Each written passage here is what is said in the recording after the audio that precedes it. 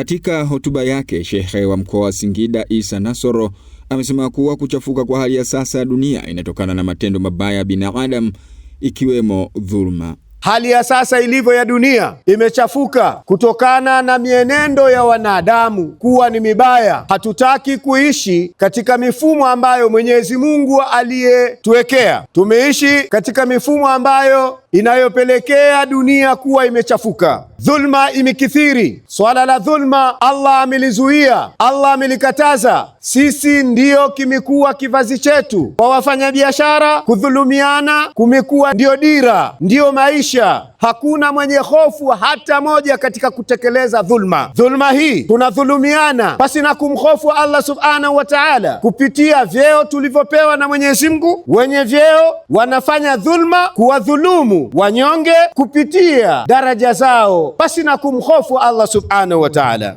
Katika swala hiyo ya Idi kubwa ambayo imefanyika uwanja Bombadia, akimwakilisha mkuu wa mkoa wa Singida naibu meya wa manispaa Singida Almas Mkoko, naye amesema kuwa tuvumiliane ili tufike nchi ya ahadi. Tuvumiliane, tushikamane, tushirikiane. Amesema kwamba niwakumbushe kwamba kiganja hichi cha mkono vidole havijalingana, na ndivyo maisha yetu yalivyo, kwamba kila mmoja ana tabia yake, kila mmoja ana hulka yake. Ili tuendeleze amani ya nchi hii, ameniomba sana nieleze na niwakumbushe Waislamu, hamna jambo kubwa kama uvumilivu, kuvumiliana. Jambo hili amelieleza hata kipenzi chetu Mtume Muhammad sallallahu alaihi wasallam.